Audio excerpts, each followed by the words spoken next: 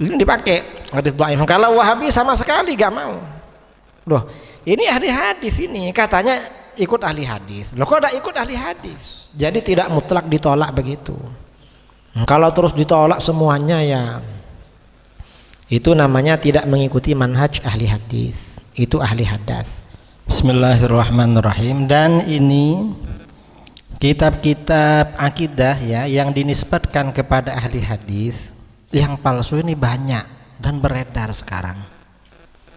Dan itu ya termasuk propaganda Wahabi.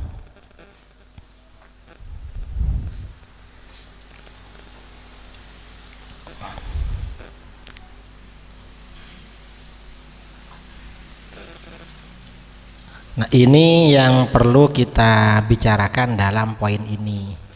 Tadi itu bagian strategi Wahabi untuk membenarkan klaim mereka sebagai representasi pengikut ahli hadis. Itu yang mereka lakukan. Kita harus paham itu. Karena itu ada hubungannya dengan ilmu hadis. Dan kitab-kitab hadis ini sekarang ini banyak yang diterbitkan secara besar-besaran itu oleh orang Wahabi. Itu kitab di bawah itu namanya Al-Matalibul Aliyah. Itu aslinya 4 jilid. Diterbitkan oleh Wahabi jadi berapa itu? Jadi 18 paling. Satu halaman satu hadis. Cuma dikasih tahqiq berbaris-baris begitu. Karena Wahabi ini menolak hadis dhaif, maka sebenarnya hadis dhaif itu bagaimana otoritasnya menurut para ulama. Hadis dhaif dan otoritasnya dalam pengamalan. Otoritas itu artinya hujjiyah. Bisa dijadikan hujjah untuk diamalkan. Itu otoritas namanya. Al-haditsud dhaif wa hujjiyatuhu fil amal. Bahasa Arabnya begitu.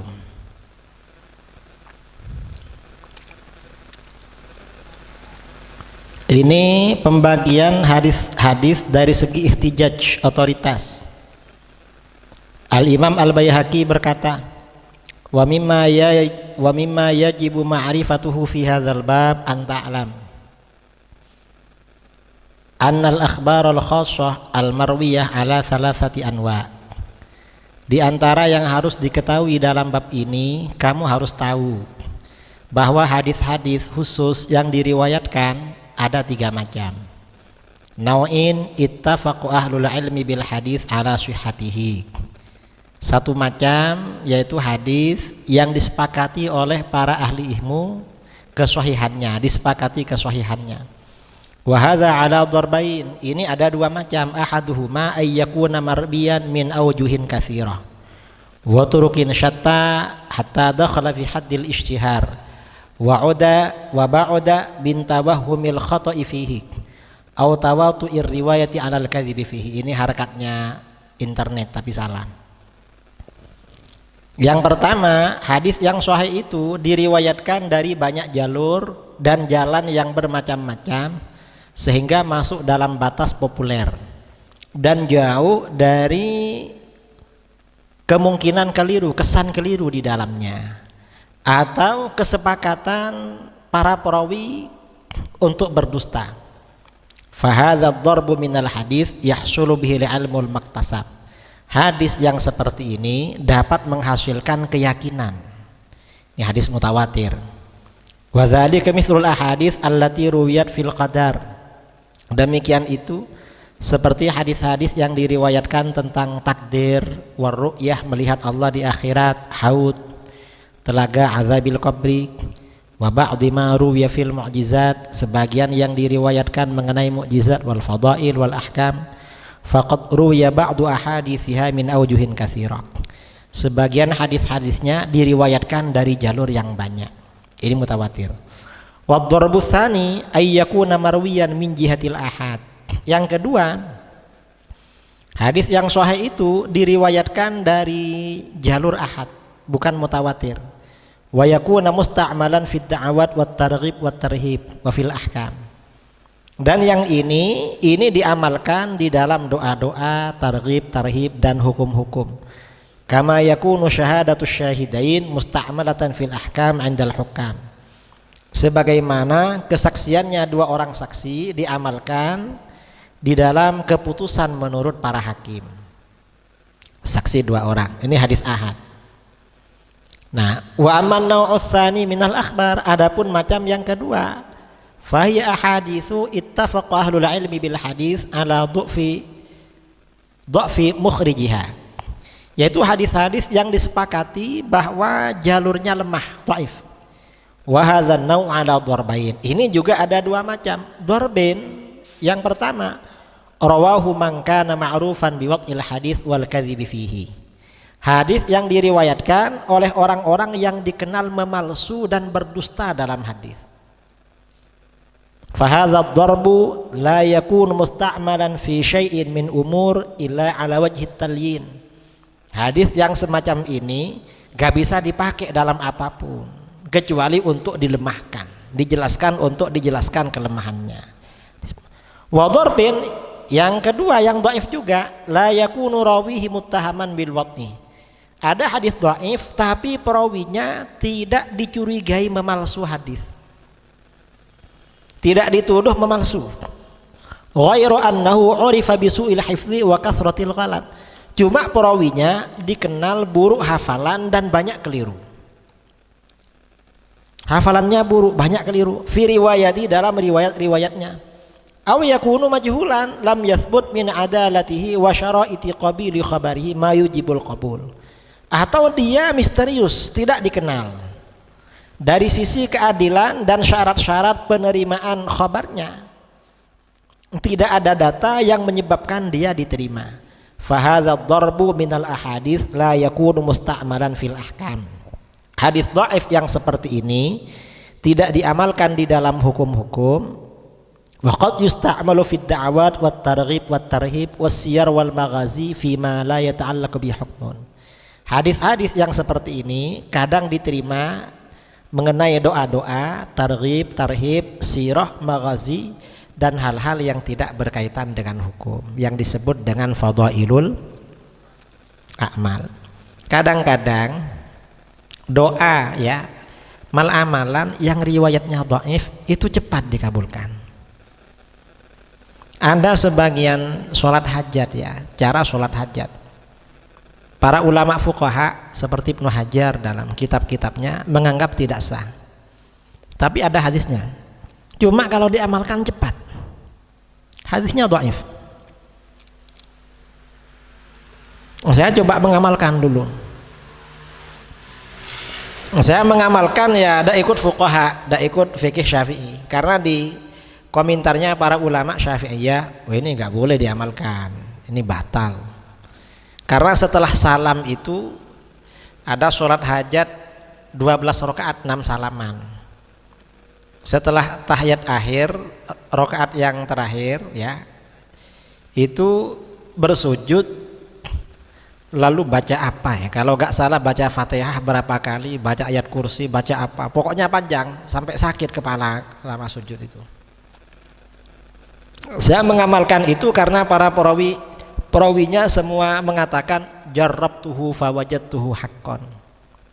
Saya mencoba sholat ini dan betul memang langsung kabul. Semuanya bilang begitu. Akhirnya kita coba juga, padahal riwayatnya dhaif. Ini dipakai yang seperti ini. Ini pendapat Imam Al-Baihaqi. Nah, pembagian hadis dalam hal otoritas versi Al-Baihaqi tadi, yang pertama hadis sahih yang mutawatir. Ini wilayah otoritasnya aqaid, ahkam, fadail dan mukjizat. Kedua hadis sahih yang ahad, da'wat, targhib, tarhib dan ahkam. Hadis dhaif dengan perawi yang populer memalsu dan berdusta dalam hadis tidak boleh digunakan dalam hal apapun. Hadis dhaif dengan perawi yang tidak dituduh berdusta, hanya saja ia buruk hafalan, banyak keliru dalam riwayat dan perawi majhul. Ini diamalkan dalam da'wat, targhib, tarhib, fadail, sirah, maghazi dan tafsir dalam hal yang tidak berkaitan dengan ahkam. Ini dipakai hadis dhaif. Kalau Wahabi sama sekali gak mau. Loh, ini ahli hadis ini katanya ikut ahli hadis. Loh kok ada ikut ahli hadis? Ini problemnya seperti itu. Ini 16 wilayah pengamalan hadis dhaif menurut para ulama. Yang pertama, ketika tidak ada hadis lain dalam suatu bab ahkam, hadis dhaif dipakai. Al-Hafidz Ibnu Hajar berkata dalam An-Nukat ala Muqaddimat Ibnu Shalah, wa min huwa ma dhaifun lakinnahu min riwayati man lam yujma' ala tarkihi ghaliban. Di antara hadis ada yang dhaif, tetapi itu dari riwayatnya orang yang tidak disepakati ditinggalkan oleh para ulama biasanya. Wa kullu hadhil aqsam 'indahu tasluhu lil ihtijaj biha. Yang seperti ini menurut Imam Ahmad ini cocok dijadikan hujjah walaupun dhaif. Kama naqala Ibnu Mandah anhu, sebagaimana Ibnu Mandah meriwayatkan dari Imam Ahmad, annahu yukhrijul hadits ad-dhaif ila idza lam yajid fil babi ghairuhu wa annahu aqwa min ra'yir rijal. Ibnu Mandah meriwayatkan Imam Ahmad menyampaikan hadis dhaif kalau dalam satu bab tidak menjumpai dalil lagi, dan menurut beliau ini lebih kuat daripada pendapat para ulama walaupun dhaif. Ini otoritas yang pertama. Yang kedua, ketika bertentangan dengan qiyas. Al-asrul rabi, ini Hambali ya. Al-akhdhu bil mursal wal hadis dhaif idza lam yakun fil babi syai'un yadfa'uhu wa huwa alladhi rajjahu 'ala al-qiyas. Dasar keempat mazhab Hambali mengambil hadis mursal dan hadis dhaif kalau dalam satu bab tidak ada dalil yang menolaknya, dan ini yang dikuatkan melebihi qiyas. Fa idza lam yajid fil babi atharan yadfa'uhu wala qaula sahibin wala ijma'an ala khilafi kana al-'amalu bihi 'indahu aula minal qiyas. Apabila di dalam bab tidak ada asar yang menolak hadis dhaif tersebut dan tidak ada pendapat sahabat yang bertentangan, tidak ada ijma' yang bertentangan dengan hadis itu, maka mengamalkan hadis dhaif tersebut itu lebih utama daripada qiyas. Walaisa ahadun minal a'immah illa wa huwa muwafiquhu ala hadzal asli min haitsul jumlah fa innahu ma minhum ahadun illa waqad qaddama al-hadits ad-dhaif 'ala al-qiyas. Tidak ada seorang pun dari imam-imam salaf kecuali sepakat dengan Imam Ahmad pada dasar ini secara umum. Karena tidak ada seorang pun kecuali mendahulukan hadits dhaif daripada qiyas. Ini semua ulama salaf seperti itu. Ketiga, ketika diterima secara aklamasi oleh ahli ilmu. Qala Az-Zarkasi fi nukatihi ala muqaddimat Ibnu Shalah. Ats-tsalits annal hadits ad-dhaif. Imam Zarkasi berkata, hadis dhaif idza talaqqathu ummah bil qabul umila bihi 'ala sahih. Hadis dhaif itu kalau diterima oleh umat secara aklamasi maka diamalkan walaupun dhaif. Dan dianggap tidak perlu sanad. Contohnya seperti apa? Hadis tentang riba. Kullu qardin jarra naf'an fahuwa riban. Setiap hutang piutang yang mendatangkan keuntungan bagi pemberi hutang maka itu riba. Ini hadisnya dhaif tapi ulama sepakat menerima. Enggak apa-apa walaupun dhaif karena semuanya sepakat. Kalau kita ya contohnya seperti sholawat nariyah. Sholawat nariyah itu gak dhaif ya karena ketahuan, karena orang tahu siapa penyusun sholawat nariyah. Sholawat nariyah itu aslinya sholawat ta'ziyah, yang mengarang itu Imam At-Tazi. Cuma ketika sampai ke itu kan ulama Aljazair atau Maroko, ketika sampai ke daerah timur At-Tazi titiknya kurang satu, At-taknya hilang satu, titiknya jadi na, zainya titiknya hilang menjadi ro, akhirnya menjadi nariyah. Sebenarnya itu sholawat ta'ziyah, cuma kita akan menyebutnya sholawat nariyah karena nariyah dengan lafadz sholawat itu gak ada korelasinya. Sebagian ustadz ditanya, kenapa disebut sholawat nariyah? Hebat ini, seperti api. Kalau membakar langsung habis. Padahal kan tidak ada korelasinya sama sekali. Apa hubungnya apa ya bi? Dan di lafadz sholawat itu kan nggak ada kata-kata nar kan. Biasanya sholawat itu kan diambil dari kalimat yang satu kalimat, misalnya sholawat fatih. Sholawat fatih itu karena Sayyidina Muhammadinil Fatih, ada fatihnya. Nah ini sholawat nariyah ini gak ada kata narnya, kok disebut nariyah? Akhirnya oleh Wahabi dibalik, bukan disebut sholawat nariyah karena kalau baca itu masuk neraka katanya. Ini oleh Wahabi.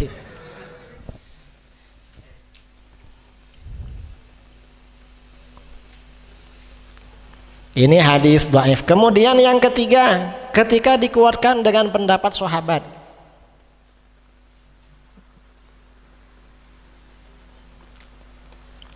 Imam Syafi'i radhiyallahu an berkata dalam Ar-Risalah, wa illam yujad dzalika nuzira ila ba'di ma yurwa an ba'di ashabi Rasulillah sallallahu alaihi wasallam qaulan lahu.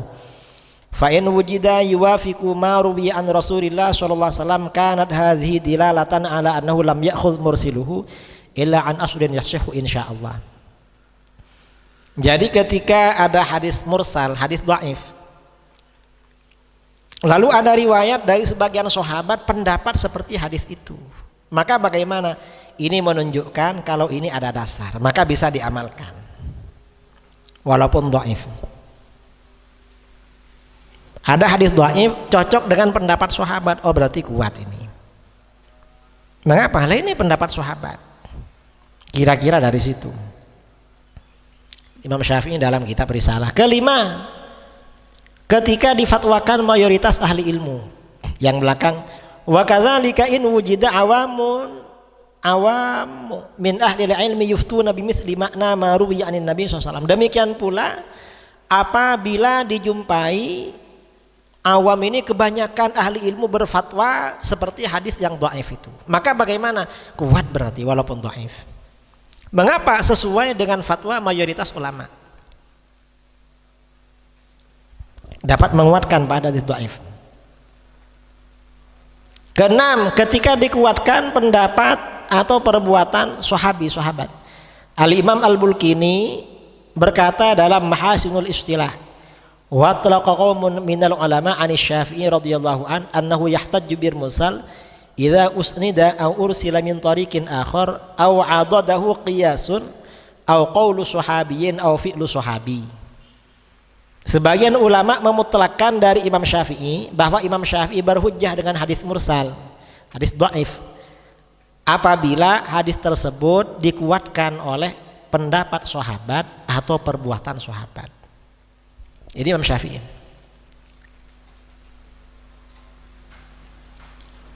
Yang ketujuh, ketika hadis dhaif tersebut populer tanpa ada yang menentang. Dalam Al-Hawi Al-Kabir, Imam Mawardi berkata, wa madhhabus Syafi'i bil jadid anna mursala Sa'idin wa ghairihi laysa bihujjah wa inna ma qala mursalu Sa'idin indana hasanun li hadhil umur allati wasafna istinasan bi irsalihi thumma i'timadan ala ma qarabahu min ad-dalil fayasilul mursalu hina idzin ma'a ma qarabahu hujjatan walladzi yasur bil mursal hujjatan ahada sab'ati asya' imma qiyasun aw qaulu sahabiyyin wa imma fi'lu sahabi wa imma ayyakuna qaulul aktsarin wa imma ayantashira fin nas min ghairi daf'in lahu. Hadis mursal tersebut, hadis dhaif tersebut populer tanpa ada yang menentang, tanpa ada yang menolak. Berarti jadi hujjah ini walaupun dhaif.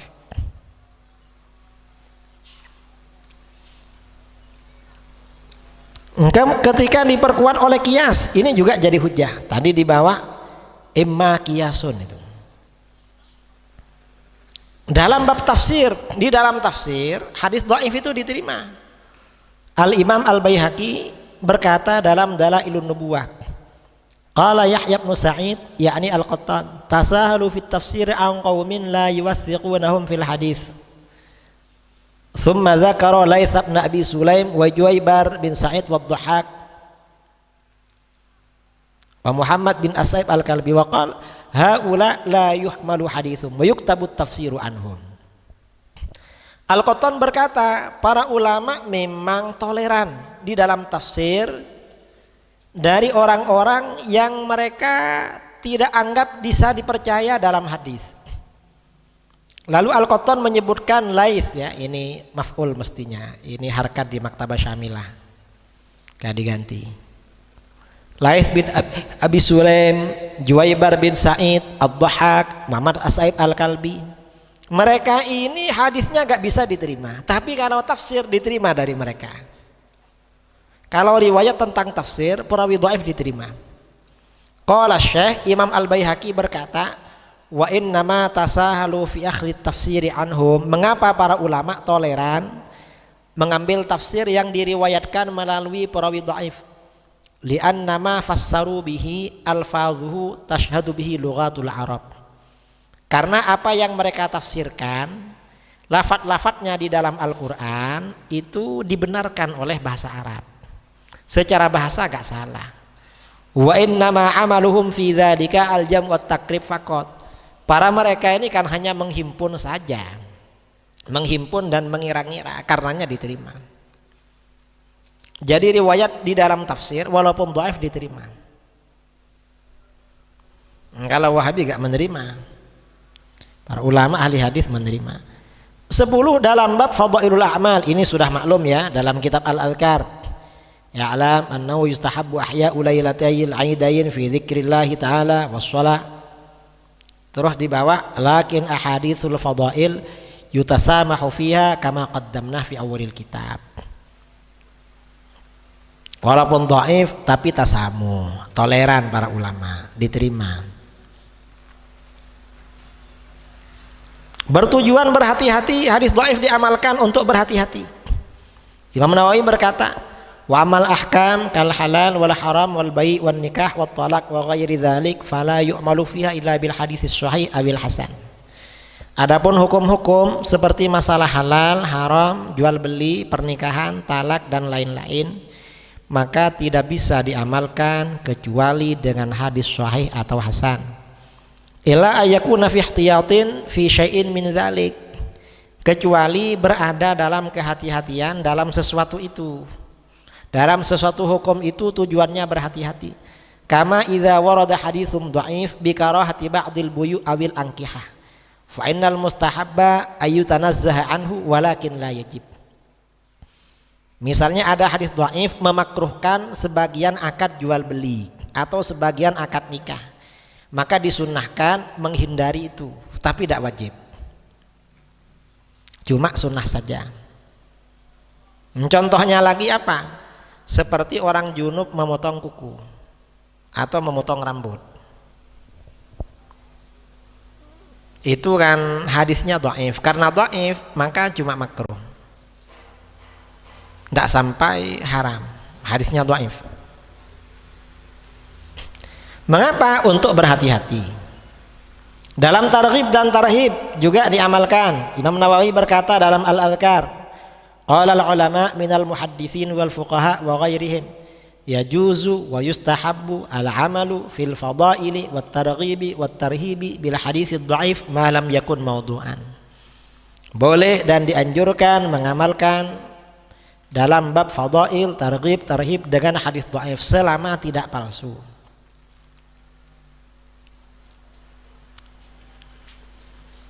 Jika belas dalam mentarjih,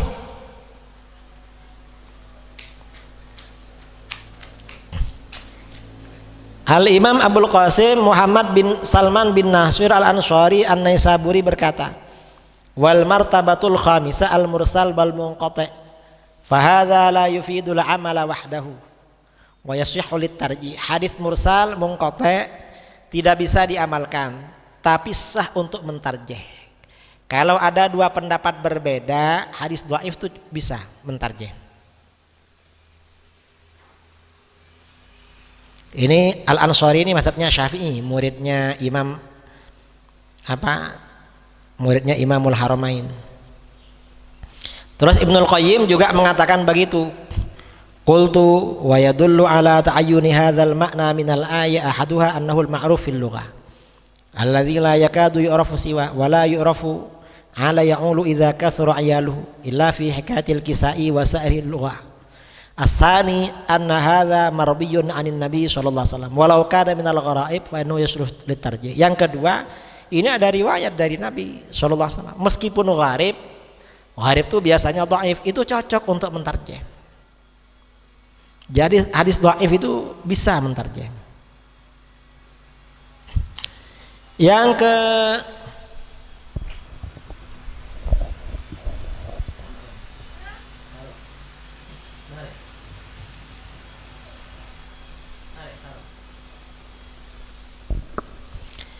ke-13, hadis dhaif dalam sirah nabawiyah diterima. Al-Hafiz Al-Iraqi berkata dalam Alfiyah Sirah, wal ya'lamit talibu anna siyarah tajma'u ma sahha wa ma qad unkira. Seorang pencari ilmu harus tahu bahwa sirah nabawiyah itu menghimpun hadis-hadis yang sahih dan hadis yang mungkar. Mungkar itu kan dhaif sekali diterima dalam sirah itu. Mengapa? Lah itu cuma cerita. Dan cerita biasanya orang gak mudah lupa. Kamu kalau mendengarkan ceramah, yang banyak diingat itu apa teorinya, apa ceritanya? Cerita. Walaupun ceramah saya dari tadi, yang banyak diingat biasanya ceritanya. Kalau yang teori-teori, yang gini-gini, ruwet itu. Ini hanya nanti dia di copy terus dipelajari. Ini kan hanya pengantar. Qala Nuruddin Al-Halabi fi siratil halabiyah fi siratil aminil ma'mun wala yakhfa, kata beliau, anna siyarah tajba'us sahih was saqim wad dhaif wal balagh wal mursal wal munqati wal mu'dal dunal mawdu'. Sirah itu menghimpun yang sahih, yang saqim yang sakit, yang sehat yang sakit, yang dhaif, yang balagh sampai pada kami gak jelas sumbernya, yang mursal, munqati, mu'dal. Yang penting tidak maudhu. Dan biasanya kisah-kisah dalam sirah nabawiyah itu memperkuat keimanan. Kalau diceritakan pada orang tambah mantap pada Islam itu.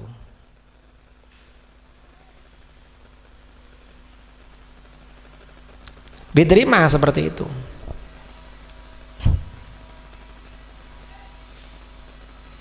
Yang ke-15, menentukan perawi yang mubham atau samar. Itu diterima. Az-Zarkashi berkata dalam An-Nukat faidah al-ahadits allati yaqa'u fiha ta'yinul mubhamat wa sahha asluha bi tariqin akhar hal yutasamahu fi asanidiha min jihati annahu la yata'allaqu bi ta'yini hukmun syar'iyyun am la fihi nadhrun wal aqrab at-tasamu. Hadis-hadis yang terjadi penentuan hal-hal yang disembunyikan samar tapi asalnya sahih dari jalur lain, apakah ditoleransi dalam sanad-sanadnya dari aspek yang tidak berkaitan dengan hukum syari atau tidak? Yang lebih dekat itu ditasamun, ditoleransi. Kalau ada rawi yang tidak jelas, ada yang menjelaskan melalui riwayat dhaif, itu diterima. Nah ini ada 15, ada 16 lagi. 16 bukti seseorang termasuk sahabat. Dalam menentukan seorang ulama itu sahabat, dasarnya apa? Al-Hafidz Ibnu Hajar berkata dalam Al-Isabah fi Tamyizis Sahabah, fal qismul awal, yang pertama fi man waradat suhbatuhu bi tariqir riwayati anhu. Ada orang yang diketahui bahwa beliau sahabat karena ada riwayat dari beliau. Beliau mengatakan sami'tu Rasulullah sallallahu alaihi wasallam, saya mendengar Rasulullah bersabda, berarti sahabat ini pernah mendengar Rasulullah. Au an ghairihi, atau orang lain mengatakan saya mendengar dari orang ini langsung dari Rasulullah, berarti sahabat. Sawa'un kanat at-tariqah shahihah, baik riwayatnya sahih, au hasanatan atau hasan, au dhaifah atau dhaif, berarti sahabat ini. aw waqa'a dzikruhu bima yadullu 'ala suhbah bi ayyi tariqin kana, atau terjadi penyebutan orang yang bersangkutan dengan hal-hal yang menunjukkan bahwa dia sahabat dengan cara apapun, itu sahabat walaupun dhaif.